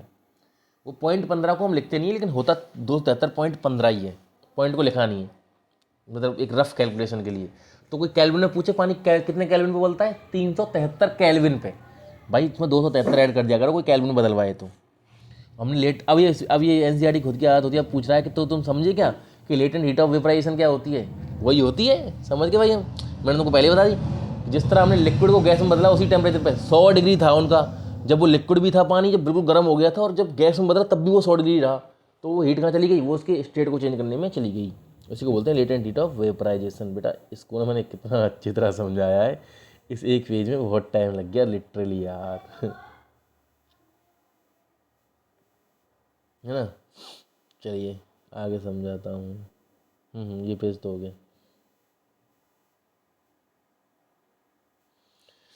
देखिए, हाँ, और अलग अलग तरह की और चीज़ें पढ़ते हैं। अभी तो हमने बड़ा, देखिए हमने एक स्टेप पढ़ा था कि भाई साहब सॉलिड से बदला लिक्विड में, लिक्विड से बदला गैस में, ठीक है। अब पढ़ते हैं डायरेक्ट, सॉलिड से डायरेक्ट गैस में बदल सकता है कोई चीज़, देखते हैं। तो क्या है, हमने क्या है, एक बीकर में क्या लिया, कैम्फर लिया, इसको नौसदर बोलते हैं हिंदी में।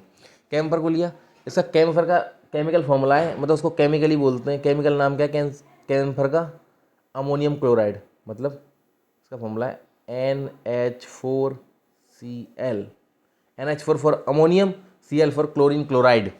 समझ रहे हो तो NH4Cl। तो कोई पूछे कैम्फर का फॉर्मूला क्या है, अमोनियम क्लोराइड, NH4Cl। अच्छा, तो जब हम कैम्फर को जब उबालते हैं तो हम देखते हैं कि कैम्फर जो है भाई साहब यहाँ से उबला डायरेक्ट गायब होने लगता है। तुम कैम्फर को उबालना कभी डायरेक्ट गायब होने लग जाएगा, तुम कहोगे भाई ये लिक्विड तो बदला ही नहीं, ये क्या चक्कर है कि नहीं बात। अच्छा, जैसे एक एग्जांपल देता हूँ तुमको। पहला एग्जांपल तो देते हैं मोमबत्ती का। देखो तुम मोमबत्ती को उबालोगे तो पहले वो पिघलेगी, तुम देखा होगा मोमबत्ती बूंद बूंद में पिघलती है। तो पहले वो सॉलिड थी, वो पिघली लिक्विड में बदली, फिर जल के कहाँ बन जाती है, वो गैस, वो गायब हो जाती है। तो मोमबत्ती तो नॉर्मल तरीके से चल रही है, लेकिन एक तरफ बात करते हैं हम उसकी, जो पूजा वूजा के लिए वो इस्तेमाल करते हैं, उसका नाम क्या है यार मेरे याद नहीं आ रहा। वो आते हैं जलाने वाले, वैसे छोटे छोटे पैकेट में आते हैं ना, टॉफ़ी साइज़ के, उनको जलाते हैं। तुम देखना कि वो लिक्विड में ही बदलेगा, वो सीधे जलता है और गायब होता है। वो ऐसा ही कुछ है उसका भी सिस्टम, ठीक है। तो तुमको एक बात बताऊँ, तो अमोनियम जो क्लोराइड है उसको तुमने जब गर्म किया तो हम देखते हैं कि वो यहाँ से गायब हो जाता है और ऊपर सीधे जाके सॉलिड चिपक जाता है। तो देखिए चिपक क्यों रहा है, क्योंकि क्या किया है हमने, इस प्रैक्टिकल के दौरान ऊपर उसका ढक्कन कर दिया बंद। अगर ढक्कन खुला होता तो वो गायब होकर ऊपर चला जाता, उड़ जाता हवा में। लेकिन अब क्योंकि ढक्कन बंद था, उसको कहीं ना कहीं तो जाना था, तो यहाँ से वो गायब हुआ तो ऊपर जाके जम गया। ठीक है, तो दोनों के दोनों प्रोसेस को समझेंगे। तो इसमें क्या दो चीज़ें हुई थी इसमें, देखिए अगर तुम इस प्रैक्टिकल गौर से देखोगे तो इसमें दो चीज़ें हुई हैं। ये जो अमोनियम जो सॉरी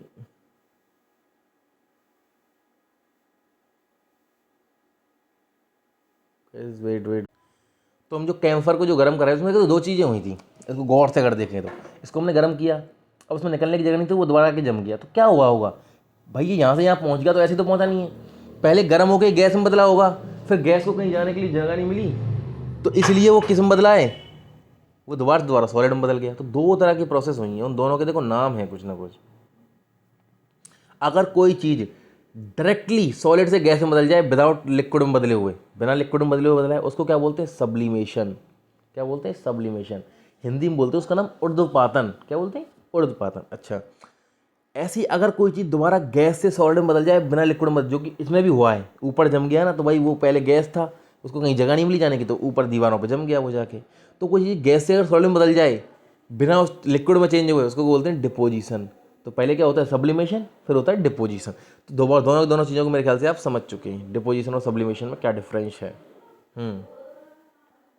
और फिर देखिए एक और चीज़ है चेंज करने की, वो इस तरह की है, जैसे तुमको भाई पता है कि हम जो गैस का जो इस्तेमाल करते हैं घरों में, एलपीजी, वो पानी जैसी आती है सिलेंडर में भर के, वो लिक्विड में कैसे बदल गई, इस तरह से कि पहले वो गैस थी, उसको ऐसे सिलेंडर रख के पिस्टन से यूँ दबाया गया।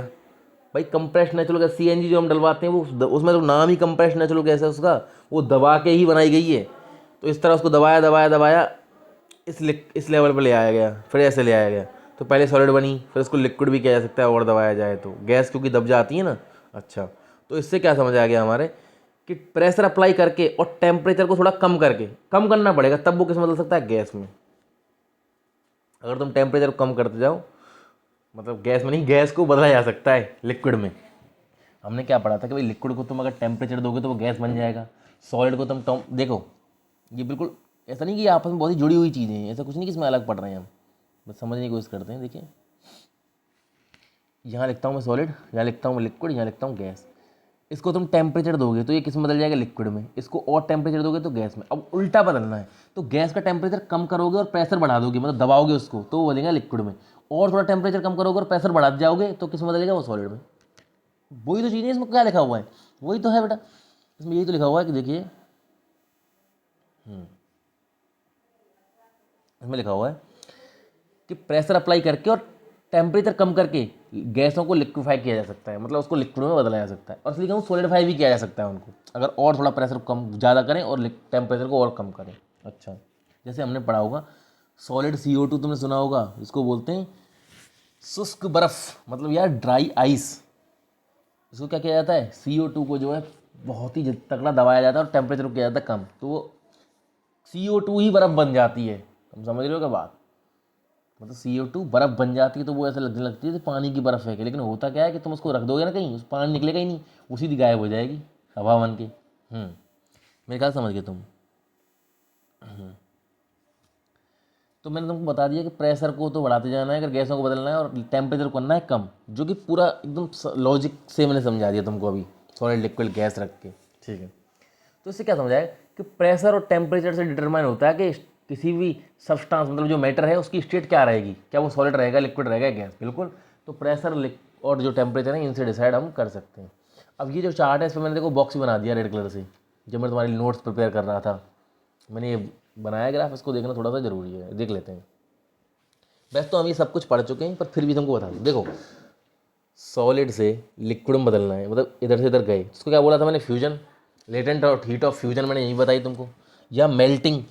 फ्यूजन या मेल्टिंग एक ही है, मैंने बोला था ना तुमको। अच्छा ठीक है, अच्छा फिर लिक्विड से अगर तुम गैस पे गए, पहले हम एक चक्कर लगाते हैं यहीं से, सॉलिड से लिक्विड गए, फ्यूजन देखो तीर लगा हुआ है, लिक्विड से गैस गए तो उसको क्या बोलते हैं, वेपराइजेशन, वाष्पीकरण। ठीक है, अच्छा अब बात करते हैं कि दूसरी चीज़ें। हमने देखा था कि सॉलिड से अगर तुम डायरेक्ट गैस बन जाओ, उसको क्या बोला था हमने, सब्लिमेशन बोला था कि नहीं, डायरेक्ट गैस बिना लिक्विड में बदले। और गैस से सॉलिड बनना वो क्या था, डिपोजिशन। अब बेटा तुमको सीधे सीधे रिवाइज करना जल्दी से, तुम इस चार्ट को देख के जल्दी से कर सकते हो। अच्छा, गैस से लिक्विड बनाना, इन दो चीज़ों को अब तुम्हें और याद रखना है। गैस से अगर तुम लिक्विड बनाओ उसको क्या बोलते हैं, कंडेंसेशन। नाम से भी समझ आ रहा है, गैस से लिक्विड बनाना मतलब गैस को लिक्विड में बदलना। कैसे कंडेंसेशन, वैसे कैसे करेंगे, प्रेशर को बढ़ाएंगे और टेम्परेचर को कम करेंगे, अभी सिखाया था।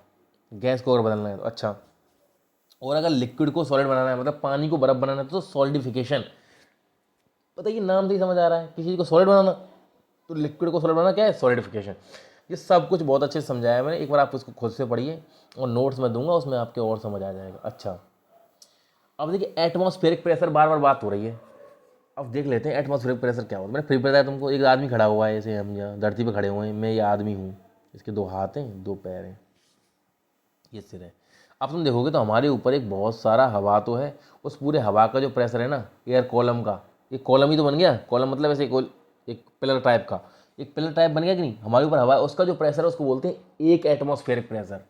तो अगर अब देखिए, हमें तो पता है कि भाई प्रेशर की यूनिट क्या है, प्रेशर की यूनिट है क्या है, पास्कल। तो उसको अगर पास्कल में अगर कन्वर्ट करें हम तो कितने पास्कल आएगी, तो एक जो एटमॉस्फेयर जो प्रेशर है ना, वो कितने के बराबर होता है, 1 × 10⁻⁵ पास्कल। मतलब बहुत कम प्रेशर लगाता है वायुमंडल जो है हम पे, सॉरी 1 × 10⁻⁵ पास्कल। हाँ ये रहा एक एटमॉस्फेरिक प्रेशर, इसको शॉर्ट में ATM भी बोलते हैं, देखा है ना, ATM, इसका मतलब है एक एटमॉस्फेरिक प्रेशर। किसके बराबर है वो, 1.01 × 10⁵ पास्कल। कुछ समझ आई कि बात। देखो मैंने कहा था ना प्रेशर की यूनिट का है पास्कल है, तो कुल मिला के वो पास्कल की फॉर्म में हमने एटमॉस्फेरिक प्रेशर को भी पास्कल की फॉर्म में चेंज करके लिख दिया है ना। अब बच्चों मैं तुम सबसे चाह रहा हूँ कि तुम थोड़ा सा ध्यान लगाओ, क्योंकि देखो हमने पहले पढ़ी थी बॉइलिंग, और अब मैं पढ़ाने वाले एवेपोरेशन। सब लोग समझते थे बॉइलिंग और एवेपोरेशन एक ही चीज़ है, अंतर क्या है दोनों में। देखिए आपने देखा होगा कि तुम अगर भाई साहब कपड़ों को जब ऊपर सुखा देते तो कपड़े क्या अपने आप सूख जाते हैं। बहुत सारे लोग सोचते हैं कि सूरज की गर्मी आई होगी, उसने टेम्परेचर को बहुत बढ़ा दिया होगा, और तब जाके जो पानी था ना वो गैस बदल गया। कैसा हो सकता है क्या। तुम सोचो हमने क्या बात की थी अभी कि भाई साहब पानी जो वो 100 डिग्री सेंटीग्रेड पे जाके उबलता है, तो तुम्हें लगता नहीं कि 100 डिग्री सेंटीग्रेड पे कपड़े तुम्हारे जल जाएंगे ऐसा तो नहीं हुआ, केवल पानी कैसे बदल गया, पानी का गायब हो गया। जैसे वाटर को जब हम खुला छोड़ देते हैं तो वो धीरे धीरे उसमें बदल जाता है। जैसे तुम किसी एक परात में जाके ऊपर छत पे पानी रख देना, तुम देखोगे शाम तक वो पानी कम हो जाएगा। क्या तुम्हें लग रहा है कि पानी, सूरज की इतनी हिम्मत है कि पानी को उबाल दे। तुम नहाने के लिए पानी गर्म करके रखना, क्या सूरज उबाल सकता है क्या पानी को, उबाल तो नहीं सकता, ये गारंटी दे रहा हूँ मैं। तो पानी फिर जा कहाँ रहा है, गायब कैसे हो जाता है पानी। जब बॉइलिंग पॉइंट आया नहीं, मतलब 100 डिग्री सेंटीग्रेड आया नहीं, उससे पहले ही वो पानी हो गया गायब। इस प्रोसेस को बोलते हैं एवापोरेशन। ये बॉइलिंग से बिल्कुल अलग है। मैंने तुमको बॉइलिंग का पूरा फंडा सिखाया था। बॉइलिंग में तुम गर्म कर रहे हो नीचे से, पार्टिकल जब जाके जा रहा है ऊपर, जब उसको पूरी 100 डिग्री सेंटीग्रेड एनर्जी मिल जाएगी, जब वो पूरे पानी से, बाकी पानी से गर्म होकर एनर्जी लेगा, खुद इतना गर्म हो जाएगा कि वो जाने लायक 100 डिग्री सेंटीग्रेड होगी, तब जाके जाएगा। इसलिए हमने बॉइलिंग को बोला था मतलब बल्क फिनोमेना, कि बॉइलिंग बल्क में होती है, पूरा का पूरा पानी गर्म होना चाहिए, लेकिन एवेपोरेशन बल्क में नहीं होता। एवेपोरेशन थोड़ा अलग है। अब उसको समझने की कोशिश करते हैं किस तरह से। देखिए एवेपोरेशन को, जैसे बॉइलिंग को बोलते हैं बल्क फिनोमेना, बॉइलिंग में पूरा का पूरा पानी गर्म होता है बल्क में, तब जाके उड़ता है वो। एवेपोरेशन है सरफेस फिनोमेना। क्यों बोलते हैं एवेपोरेशन को सरफेस फिनोमेना, इसमें सरफेस का बहुत बड़ा रोल है, ऐसा बोला जाता है। क्या देखिए थोड़ा समझने की कोशिश करते हैं, यहाँ पे इस जगह समझाता हूँ आपको। ये पानी भरा हुआ है इस परात में ऊपर तक, देखिए इसके बीच में जो कोई पार्टिकल होगा उस पर चारों तरफ से फोर्स लग रहा है, वो सबसे जुड़ा हुआ है। लेकिन जो ऊपर वाला जो पार्टिकल, सबसे ऊपर जो सरफेस पे जो पार्टिकल हैं पानी के, उन पर बस नीचे से फोर्स लग रहा है, ऊपर से तो वो फ्री हैं, तो असली में उन पर कम फोर्स लग रहा है, वो आराम से छूट के जा सकते हैं। उनको बस थोड़ी सी एनर्जी चाहिए होती है, तो समझ लो बात को, उनको इनके बराबर एनर्जी नहीं चाहिए। तो सरफेस वाले पार्टिकल उड़ते रहते हैं लगातार, जैसे ये उड़ जाएंगे सरफेस पर नए आ जाएंगे, वो उड़ जाएंगे। इसलिए जो एवेपोरेशन होता है वो सरफेस वाले पार्टिकल्स का होता रहता है। कुछ समझ में आई क्या कुछ बात, कि उनको सरफेस वाले जो पार्टिकल उनको कम एनर्जी चाहिए इनके मुकाबले, नीचे वालों के मुकाबले, इसलिए उनको थोड़ी सी एनर्जी अगर कहीं से मिल जाए, थोड़ा सूरज दे दे उनको, बस उसी से गायब हो लेते हैं ऊपर से, वो बन जाते हैं तो इसी को इनको समझाया हुआ है, इसी को देखो समझते हैं हम समझने की कोशिश करते हैं क्या लिखा हुआ है। इन केस ऑफ लिक्विड, जो एक पार्टिकल्स का जो स्मॉल फ्रैक्शन जो सरफेस पे होता है, भाई जो सरफेस पे तो कम ही पार्टिकल होंगे, ज़्यादातर तो नीचे हैं, ठीक है, उनकी काइनेटिक एनर्जी जो है वो हाइयर होती है, उनमें उनके पास ज़्यादा एनर्जी होती है। उनको अगर थोड़ा सा भी फोर्स मिल जाए तो वो अपना फोर्स ऑफ जो अट्रैक्शन है बाकी पार्टिकल से जो जुड़े हुए हैं उसको वो तोड़ देते हैं, उनको अगर थोड़ा सा भी गर्मी मिल जाए कहीं से और वो तुरंत ही कहाँ है वेपर में बदल जाते हैं। वेपर मतलब वाष्पीकरण उनका हो जाता है बेसिकली। तो यह जो फिनोमेना है, यह जो घटना है कि भाई साहब लिक्विड का वेपर में बदल जाना, मतलब लिक्विड का गैस में बदल जाना बिना बॉइलिंग पॉइंट पे आए हुए, मतलब इसके बॉइलिंग पॉइंट से पहले, बिलो इट्स बॉइलिंग पॉइंट, इसको क्या कहते हैं, इवापोरेशन।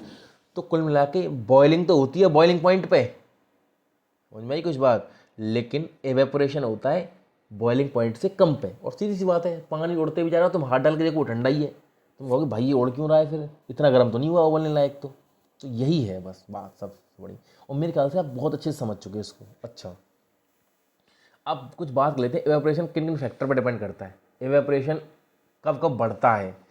एवेपोरेशन कब बढ़ता है, देखिए अगर टेम्परेचर बढ़ जाए, बस सीधी सी बात है, गर्मी अगर ज़्यादा है किसी दिन तो तुम्हारा पानी जल्दी सूखेगा, कपड़े भी जल्दी सूख जाएंगे, तो टेम्परेचर बढ़ेगा तो एवेपोरेशन बढ़ जाएगा, कपड़े सूखने से हम समझते हैं। तो पानी ज़्यादा है तो देखिए पानी अगर सॉरी गर्मी अगर ज़्यादा है, मतलब टेम्परेचर ज़्यादा है वातावरण का, तो एवेपोरेशन ज़्यादा होगा, सिंपल सी बात है, इसमें तो कुछ ऐसा है ही नहीं।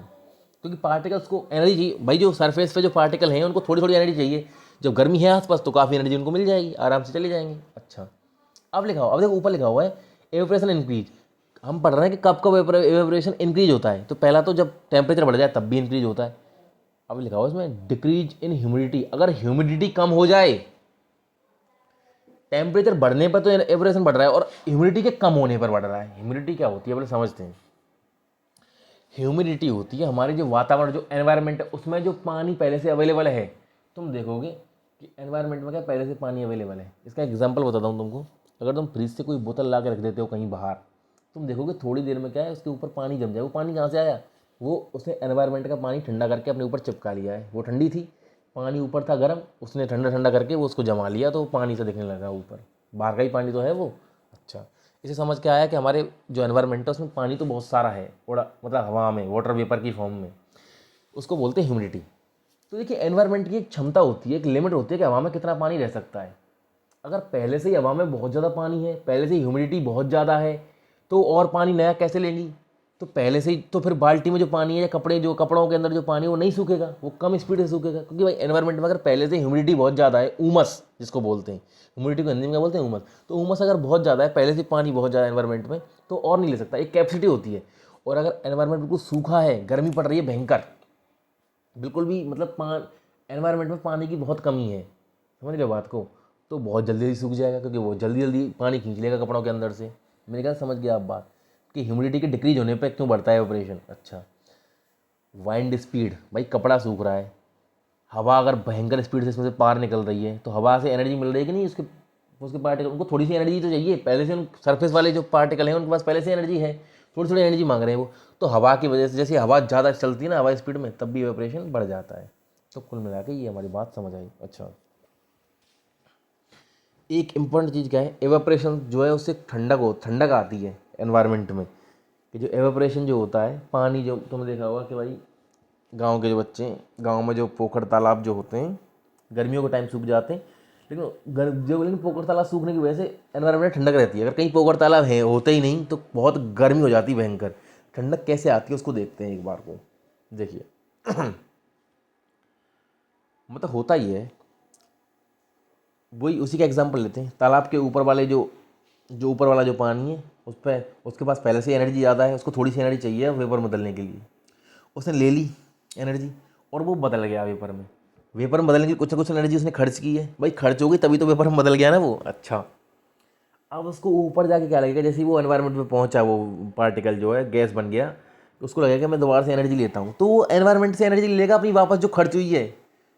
समझ में आई बात। तो एनवायरनमेंट से क्या ले लेगा वो एनर्जी, तो खुद में ज़्यादा एनर्जी ले लेगा, तो एनवायरनमेंट में जो पहले से जो एनर्जी थी वो कम हो जाएगी, इसलिए एनवायरनमेंट कैसा हो जाएगा, ठंडा।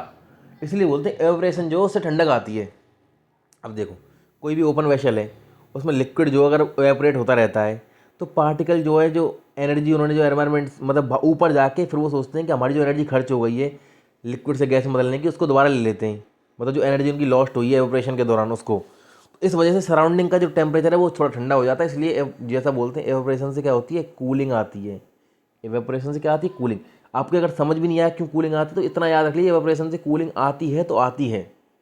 वो कहता है ना सर्किट मुन्ना भाई से कि भाई ने बोला तो बोला, तो बस यही है, एवापोरेशन से कूलिंग आती है, इतना समझना पड़ेगा आपको। अच्छा, कई चीज़ें हैं। नेल पॉलिश जो रिमूवर जो होता है, उसको जब अपनी हथेली पे आप डालते हो तो आपको लगेगा कि वो ठंडक बहुत ठंडा सा है। और भी कई चीज़ होती है, जैसे सैनिटाइज़र को जब अपने हाथ में डालते हैं कितना ठंडा सा लगता है वो। क्यों लगता है? क्योंकि सैनिटाइज़र के जो पार्टिकल है ना, वो इधर उधर से एनर्जी खींचते हैं एनवायरनमेंट से। वो अब ये क्यों बताइए, ये यहाँ पे एग्जांपल क्यों दिया है? अभी हमने वो एवापोरेशन से कूलिंग वाला पढ़ा था ना, उसमें यही तो पढ़ा था कि ऊपर वो जो चले जाती है पानी की बूंदें, वो एनर्जी खींचती हैं एनवायरनमेंट से, जो उनकी एनर्जी खर्च हो गई थी इस पूरे प्रोसेस में, एवापोरेशन के प्रोसेस में, वो अपनी एनर्जी वापस लेती हैं, इसलिए एनवायरनमेंट हो जाता है ठंडा। इसी तरह तुम्हारी हथेली पर जब कुछ डालते हैं हम, या सैनिटाइज़र वगैरह ऐसी चीज़ें, तो वो बेचारे एनर्जी खींचते हैं इधर उधर से, तो तुम्हारी हथेली से भी उन्होंने एनर्जी खींच ली, तो हथेली को लगा बहुत ठंडक, इसलिए हमको लगता है कि बहुत ठंडी हो गई यार हथेली। समझ में आई बात? अच्छा, लेकिन यहाँ पर एग्जाम्पल क्या, नेल पॉलिश रिमूवर का। क्वेश्चन क्या पूछा जा सकता है यहाँ से? क्वेश्चन कुछ भी नहीं, क्वेश्चन यहाँ ये आ सकता है, इसमें लिखा हो ना एसीटोन, तो आपसे ये पूछता है नेल पॉलिश रिमूवर बनाने में किस चीज़ का इस्तेमाल होता है? एसीटोन का। एसीटोन केमिकल है, तो एसीटोन का आपको याद रखना है कि नेल पॉलिश रिमूवर बनाने में किसका इस्तेमाल होता है? एसीटोन का। कुछ भी छोड़ना नहीं है हमको क्वेश्चन बेसिकली। ठीक है। अगली चीज़ क्या है?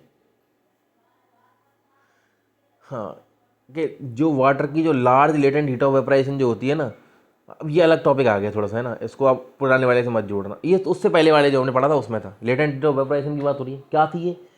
वही गुप्त ऊष्मा वेपराइजेशन की, कि भाई 100 डिग्री सेंटीग्रेड पे ही इधर से उधर बदलना। ठीक है, वेपराइजेशन की लेटेंट हीट बेसिकली, उसकी वजह से क्या है, मतलब अब तुम देखा होगा कि गर्मियों में क्या है भाई साहब, लोग क्या करते हैं, जैसे गर्मियों के टाइम लोग अपने घरों के बाहर पानी छिड़कते हैं। क्यों छिड़कते हैं?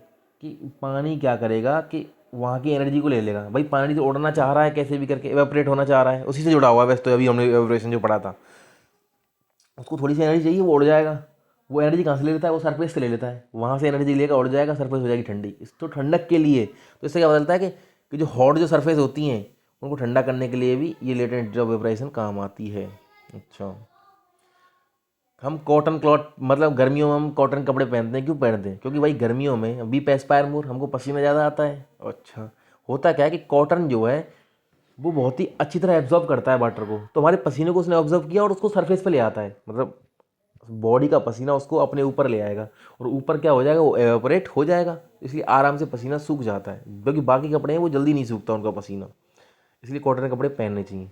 अब लास्ट चीज़ जो यहाँ की बच गई है उसको थोड़ा सा देख लेते हैं। हम्म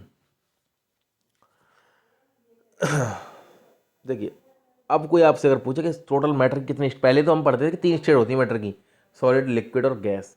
आजकल बोलते हैं 5 स्टेट है मैटर की, और 2 स्टेट खोई जा चुकी। एक तो होता है प्लाज्मा, एक होता है BE condensate, Bose Einstein condensate, दोनों को पढ़ते हैं। प्लाज्मा क्या है पहले इसको देख लेते हैं, आपका चैप्टर बस खत्म होने वाला है अब यहाँ पे। प्लाज्मा क्या है? सुपर एनर्जेटिक और सुपर एक्साइटेड पार्टिकल्स हैं। कैसे? अगर किसी चीज़ को तुम बहुत ज़्यादा गर्म करोगे, किसी परमाणु को, तो परमाणु क्या, इलेक्ट्रॉन त्याग देता है, और कोई चीज़ अगर इलेक्ट्रॉन छोड़ देती है उस वो आयन बन जाती है, तो आयनाइज हो जाती है गैस। तो जो भाई साहब कोई चीज़ बहुत गर्मी में हो, उसको अगर बहुत गर्म किया तो वो आयनाइज हो जाती है। तो जो पूरा का पूरा जो मिक्सचर बनता है ना, तुम समझिए बात को, तुमको अब समझा देता हूँ ढंग से। प्लाज्मा होता क्या है, किसी पतीले में हमने बहुत सारे पार्टिकल लिए हुए हैं, उनको हम कर रहे हैं गर्म। वैसे पतीले में पार्टिकल कभी गर्म होते नहीं है, पर एक से एक समझा रहा हूँ, कहीं भयंकर गर्म हो जाए तो उनसे वो इलेक्ट्रॉन छोड़ देंगे बेचारे, खुद आयन बन जाएंगे, उन मतलब पॉजिटिव चार्ज आ जाएगा, तो आयन और इलेक्ट्रॉन का एक गोल सा मिक्सचर सा बन जाएगा, उसी को क्या बोलेंगे, प्लाज्मा। बस यही है, तो समझ लेते हैं। तो प्लाज्मा क्या, जैसे बहुत ही ज़्यादा हाई टेम्परेचर होता है ना, वहाँ पे बनते हैं, तो इसीलिए सन और जो स्टार जो चमकते हैं ना, वो प्लाज्मा की वजह से चमक रहे हैं। इतने ज़्यादा गर्म है वहाँ पे, प्लाज्मा की फॉर्म में ही है सारा मैटर। इतना गर्म है सूरज जो होता है, जो या और जो बाकी के जो स्टार हैं वो इसलिए चमक रहे हैं। इतनी गर्मी है वहाँ कि सारा का सारा जो मैटर है वो प्लाज्मा की फॉर्म में बदल गया है उधर, इसलिए वो चमक रहे हैं। तो क्या है, प्लाज्मा चमकता क्यों है? देखिए, जो गैस जो है जो आयनाइज हो जाती है, मतलब इलेक्ट्रॉन त्याग देती है, तो गैस क्या है, जब इसमें इलेक्ट्रिक एनर्जी फ्लो होती है ना, तो वो चमकती है, ग्लो करती है, इसलिए वो चमकने लगते हैं। तो इसलिए प्लाज्मा क्या है, ग्लो करता है। बेसिकली आप समझ रहे हैं मैं क्या कहना चाह रहा हूँ। इसमें काम की चीज़ क्या है, काम की चीज़ ये है कि सन और स्टार क्यों चमकते हैं, क्योंकि उनमें प्लाज्मा प्रेजेंस है। ठीक है जी। क्यों प्लाज्मा क्यों प्रेजेंस है? क्योंकि बहुत ही ज़्यादा हाई टेम्परेचर है। ये 2-3 चीज़ें बहुत ज़रूरी हैं। अच्छा, और एक काम की चीज़ आप सुन लीजिए, जो यहाँ से क्वेश्चन आएगा पक्का। फ्लोरोसेंट जो ट्यूब होता है, फ्लोरोसेंट ट्यूब है जो ट्यूबलाइट जो होती है आपके घर की, उसको बोलते हैं फ्लोरोसेंट ट्यूब। और नियॉन साइन जो बल्ब होते हैं, इनमें प्लाज्मा का इस्तेमाल होता है। कैसे? जो नियॉन साइन जो बल्ब है उसमें तो नियॉन गैस का इस्तेमाल होता है, नियॉन गैस का प्लाज्मा है। फ्लोरोसेंट जो ट्यूब है उसमें हीलियम गैस का या किसी और गैस का, जो आपके घर जो ट्यूबलाइट है लंबी वाली, उसमें या तो हीलियम गैस या किसी और गैस का प्लाज्मा है, तब वो ग्लो कर रही है। और नियॉन जो बल्ब है, नियॉन साइन बल्ब, उसमें नियॉन गैस है। कितना ईजी है याद रखना यार। अच्छा, लास्ट स्टेट पढ़ लेते हैं मैटर की, जिनको दो महान लोगों ने मिलकर खोजा, सत्येंद्र नाथ बोस और अल्बर्ट आइंस्टीन। ठीक है जी।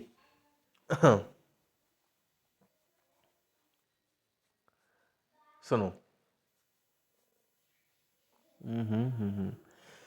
तो बोस आइंस्टीन कंडेंसेट इसको क्यों बोलते? पहले बोस का नाम क्यों, आइंस्टीन का पहले क्यों नहीं है, किसने सोचा? क्योंकि इसको बोस ने खोजा था, फिर आइंस्टीन ने इसके ऊपर थोड़ी सी और रिसर्च की थी, लेकिन इसको पहले खोजा था सत्येंद्र नाथ बोस ने ही। ठीक है, तो बात करते हैं क्या किया इन्होंने। इन्होंने एक नई प्लेट की मैटर, मतलब नई स्टेट बताई इन्होंने अपने हिसाब से। वैसे एक नई फिफ्थ स्टेट है मैटर की, इसको बोलेंगे हम। कोई मतलब इन्होंने कुछ कैलकुलेशन की कि यही इस तरह से फिफ्थ स्टेट बनाई जा सकती है। आइंस्टीन ने उसको बना दिया, मतलब आइंस्टीन ने इसके ऊपर कुछ और प्रोडिक्शन की, लेकिन इसको बनाया क्योंकि 2001 में इन दो लोगों ने मिलकर बनाया, एरिक ए कॉर्नेल और वोल्फंग ये करके 3-4 नाम है इनको, और इनको नोबेल प्राइज भी मिला था बोस आइंस्टीन कंडेंसेट बनाने के लिए। कैसे बनाया इनको, कैसे बनाया जाता है इसको? कि जब एक बहुत ही लो डेंसिटी की गैस, डेंसिटी होती है गाढ़ापन, जब बहुत ही कम गाढ़ी मतलब बहुत ही हल्की गैस को, कितनी हल्की कि जो नॉर्मल जो एयर है ना उससे 100,000, उससे 1 लाख गुना कम हल्की। तुम समझ रहे हो बात को? मतलब इतनी ज़्यादा कम डेंसिटी होनी चाहिए उसकी, जो नॉर्मल जो एयर होती है ना जो हमारे हवा में, उससे 1 लाख गुना, 1/1 लाख डेंसिटी। समझ गए बात को? 5 जीरो आती है बेटा लैख, मुझे पता है ना। एक सेकेंड, हाँ। अगर इस तरह की कोई गैस हो नॉर्मल एयर से 1 लाख गुना कम डेंसिटी की अगर गैस हो, उसको सुपर लो टेम्परेचर तक ठंडा किया जाए, उसको भयंकर ठंडा किया जाए, तब एक अलग स्पेशल स्टेट आती है पार्टिक मतलब मैटर की, जिसको बोलते हैं बोस आइंस्टीन कंडेंसेशन। इसमें कुछ भी ऐसा है नहीं काम का, जो था वो बता दिया। इन 3 लोगों के नाम जरूर याद रख लेना कि 2001 में बनाई है, एरिक ए कॉर्नेल, वोल्गांग कैरेटिजी, और इनको अपने हिसाब से, और कार्ल ई वाईमैन, ऐसे करके इनका नाम आप याद रख सकते हो। ये हमने तो वैसी चीज़ बहुत अच्छे से पढ़ ली है, लेकिन ये जो पॉइंट दिए होते हैं हाईलाइट वाले, व्हाट यू लर्न, इसको भी थोड़ा, इसको जल्दी रिवीजन के लिए पढ़ सकते हो। अगर आप कभी टाइम ना हो तो ये सब जो पॉइंट है ये वही लिखा होता है ना। वैसे मैंने आपको इस तरह समझाने की कोशिश की है, कोई बिल्कुल भी नॉन साइंस बैकग्राउंड का बच्चा वो भी समझ जाएगा। बॉइलिंग बल्क फिनोमेना है, समझा दिया कैसे। एवोपरेशन सरफेस से होता है, सरफेस फिनोमेना है। एवोपरेशन की वजह से कूलिंग होती है। ठीक है। लेटेंट हीट ऑफ वेपराइजेशन क्या है? 1 किलो लिक्विड को गैस में बदलने के लिए इसके बॉइलिंग पॉइंट पे। ठीक है जी। फ्यूजन की बताई थी, 1 किलो सॉलिड को लिक्विड में बदलने के लिए मेल्टिंग पॉइंट पे। कुछ नहीं है इसमें ऐसा। अच्छा, इसको अगर देखें, जैसे इनको सेल्सियस में बदलने की बोल रहा है क्वेश्चन में, 293 को सेल्सियस में कैसे बदलोगे? भाई सेल्सियस को केल्विन में कैसे बदलते थे? केल्विन हमेशा ज़्यादा होता है, क्यों? हाँ, तो हम क्या मतलब, तो सेल्सियस में क्या जोड़ देते थे हम? 273 जोड़ देते थे। तो इसी तरह अब केल्विन सेल्सियस बदलना है तो इसमें 273 माइनस कर देंगे। तो तुम समझ रहे हो बात को? अगर तुमको सेल्सियस में बदलना है तो सब्ट्रैक्ट कर दो, और सेल्सियस से बदलना है केल्विन में तो प्लस कर दो 273। तो सेल्सियस में बदलना है, 293 से 273 गया तो मतलब 20 डिग्री सेंटीग्रेड। अच्छा, 470 में से 273 गया तो उतना डिग्री सेंटीग्रेड जितना आएगा। इसको केल्विन में कैसे बदलेंगे? 25 में 273 ऐड कर दो, 373 में 273 ऐड कर दो तो केल्विन आ जाएगा, मतलब इससे 273 और ज़्यादा। और क्या है ये बताइए? पूछ रहा है नेपथलीन की जो बॉल है वो क्यों डिसअपीयर हो जाती है टाइम के साथ, कोई भी सॉलिड छोड़े? क्योंकि उनका सब्लिमेशन हो जाता है, मेल्टिंग पॉइंट हुआ कम, बिना लिक्विड में बदले सीधे गायब, सॉलिड से गैस। अच्छा, और हम जो परफ्यूम की जो स्मेल है उसको कई मीटर दूर कैसे सूंघ लेते हैं? क्योंकि भाई गैसों का जो डिफ्यूजन है वो बहुत फास्ट होता है, बहुत ही जल्दी फैलती है, गैसों की जो पार्टिकल्स की एनर्जी है वो बहुत ज़्यादा है, तो इस तरह से। और क्या है? उसको पूछ रहा है कि वाटर की फिजिकल स्टेट क्या होगी? 25 डिग्री सेंटीग्रेड वाटर वाटर ही रहेगा। जीरो पे क्या बन जाएगा? जीरो पे दोनों फॉर्म में पाया जाता है, सॉलिड भी और लिक्विड भी, बता ही दिया मैंने। थोड़ी सी एनर्जी और मिल जाए तो लिक्विड बन जाएगा जीरो पे ही। अच्छा, ऐसे 100 पे भी 2 फॉर्म में, लिक्विड भी और गैस भी। तो आप सब बता सकते हो, बहुत अच्छे से पढ़ाया, इसमें ऐसा कुछ है नहीं, है ना।